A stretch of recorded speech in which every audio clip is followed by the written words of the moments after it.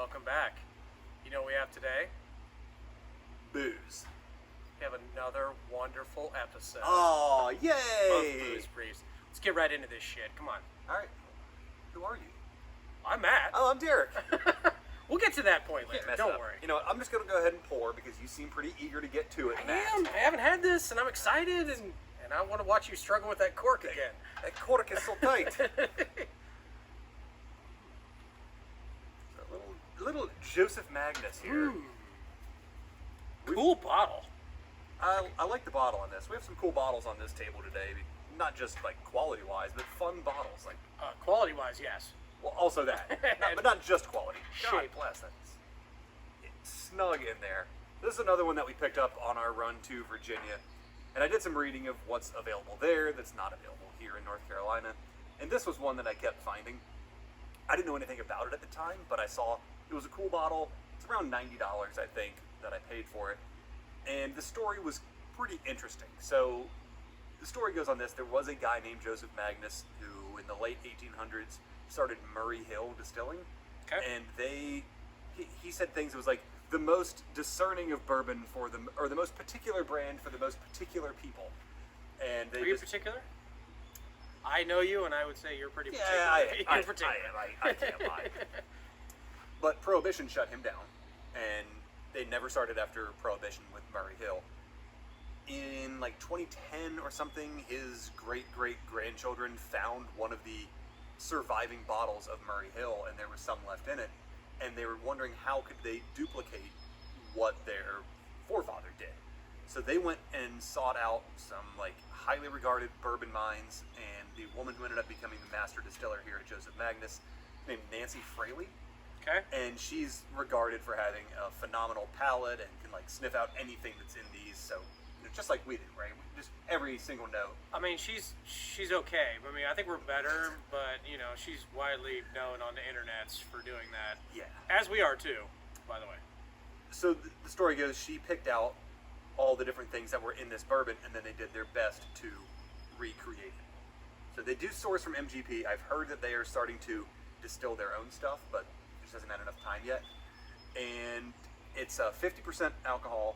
It's aged in 3 different casks. So it's 2 different types of sherries. It's Oloroso and Pedro Jimenez. Love Castilla Spanish. And then also cognac casks. Ooh. So there's a lot going on in this. It says the bourbon that goes into here is 8 to 9 years old. And Okay. the mash bill is at least 51% corn. Doesn't say how much beyond that. Again, it is a non-age statement. Bourbon, So it could be 100%. but the color is dark. It's cognac. Like that is I like absolutely sherry finished. Yeah. That. And then what do you get on the nose? I don't know. But for this keeping score at home, this is batch number 86, and it's bottle 791 of 892. Put that in your V lookup. I don't know how to do that, so. On the nose. Huh? I get like orange peel Corn. and corn. I get corn. I get at least 51% corn. I'm thinking 53 and a half. Okay. Ish. You like your decimal points today. Ish.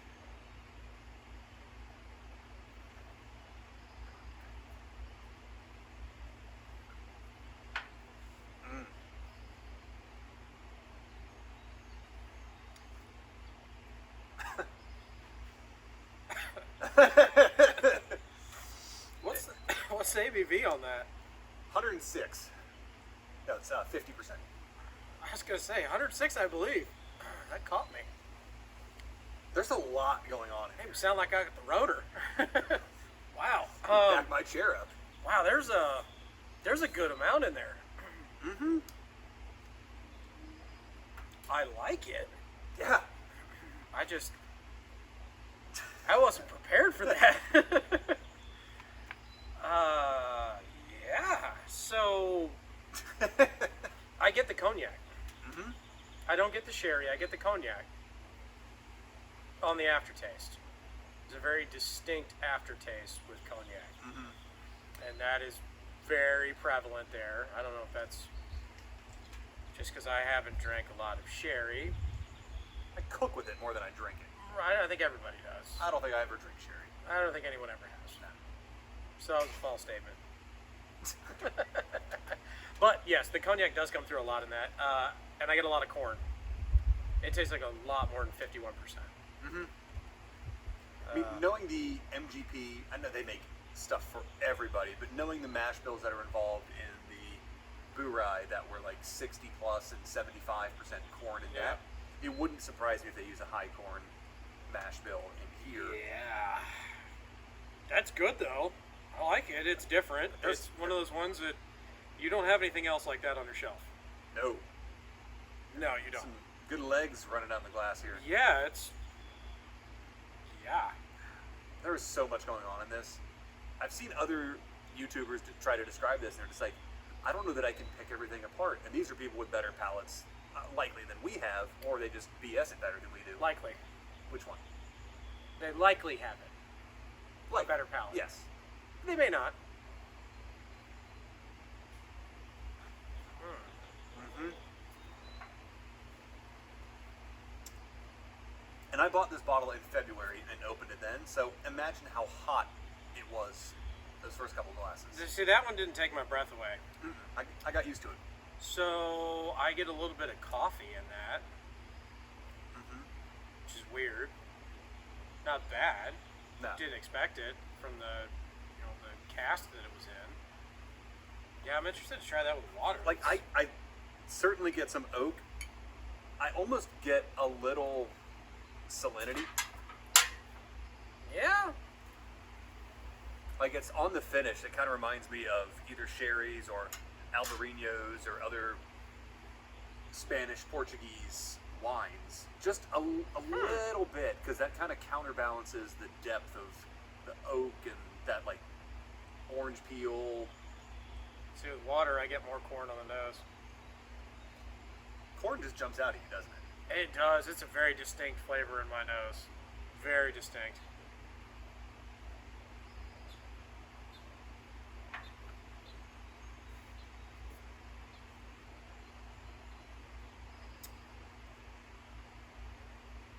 I think it has an opposite effect on the taste. I think it takes taste away. Put water in it. And it tastes hotter to me now with water in it. Well, I think it takes a little bit of the sweetness out. It brings the viscosity. It makes it a 10W30 instead of a 10W5. Which way is... Okay. Who knows? We're just going to say that. Sounds good, so we're going to use that. Yeah. Yeah, obviously experts. It definitely takes the sweetness out. I think it brings the... Fly. Get it?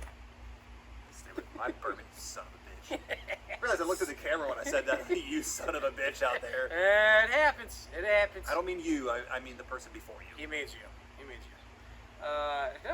The water, we've had one in all of these episodes that we've agreed that it has changed both the nose and the taste for better. This is not one of them for me. I agree. I think it helps the nose and hurts the flavor. Yeah. I think it takes all of the extra time that they put into the sherry cask and the cognac cask and just deletes it. Just takes it out of the nose. But I think on the taste, it's not overwhelming 3 or 4 different flavors. It gets it back to a bourbon. The second sip I had after water, I was starting to taste it a little bit more, but then on the finish, it just was hot. Because I almost thought that maybe on the second sip, the water made this better. You know why? It's from Indiana. I don't know what that means with anything, but I've never had a bourbon from Indiana before. Oh, yes, you have. Have I? Oh, yeah. I'm sure I have. There are a lot of places that use Really? MGP. Huh. Okay, I guess. So I thought that was from Utah. That's where it's bottled. I mean, this is bottled in Maryland, I believe. Distilled in Indiana, finished and bottled by Joseph Magnus in Washington, D.C. Huh. Well, there you go. Yeah. Huh. But no, you've had bourbons and whiskeys from... It's just not as prevalently displayed, I guess. Yeah, a lot of people that buy from MGP don't advertise that fact. Right. They want you to think that they're making it from scratch. Yeah. I like it. Yeah. So let's say this bottle is $100.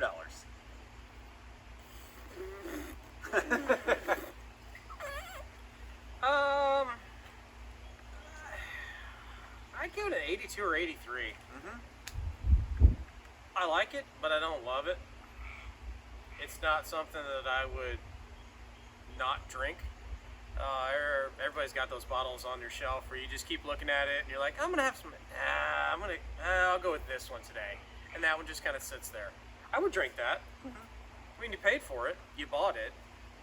You obviously don't like it enough to give it away or trade it to somebody, so drink the damn bottle. But I think it's an 82 or an 83 Yeah. overall. I'll go higher. I'll go 85. Okay. 85, 86. Damn birds. Toucan Sam? What is that? Yeah, I like this one. I'm not going to go pay $100 for another bottle of it. I think of this similar to what we thought of Peerless, in that damn bird. I like it more for like $60 a bottle or so. I agree. But it just doesn't have. I'd want more age. What the hell is that bird? Oh my god. I'd want more depth or a little less heat or just a little more. I don't know. Just That bird dying. something. Yeah, that bird could. Man. PETA, thank you. Yeah. So I like it. I don't love it. It's a cool bottle. It's a cool story. Maybe when they are distilling their own stuff and bottling it after several years, I'd give it a try again. Yeah. Probably not at $100 though. No, I wouldn't. I think it's a solid $75 bottle. Yeah. And they have a cigar blend that I think is like $150. Ooh. Yeah. What's that about? I don't know. I gotta find it. Yeah. Gotta go to Is Virginia that a again. frog bird? Yes. It's a frog. Hashtag frog bird. Yeah. Okay. All right. Well. 82, 83, 85, 86, but neither of us would go spend $100 on a bottle. of No, this I tomorrow. wouldn't. And I have seen it in North Carolina recently. Oh, yeah? Yeah. Okay. The Taj Mahal of liquor stores on Ooh. Sandy Forks and Raleigh. They've had it. Okay. So it's closer to home if you want to spend a lot of money on a bottle. I wouldn't talk you out of it if you want to go buy one for yourself, but No. you know, it's fun. It's a good story. It's a cool bottle, and it's tasty stuff. Yeah. Just know what you're getting into. Yep. That's all I got for this one, Matt. That's it. So make sure that you click the button right down over there. It says subscribe. I need it. We got a bet going. There's a 6-pack of beer on it, and we can't get another subscriber after this episode. So make it happen. You get to pick the 6-pack. Oh, all right. All right. Works? Yep. We get one. I get the 6-pack. We don't. He gets the 6-pack. And if you're his friend and you just do it just to spite me, you know what? You and that bird, it's off.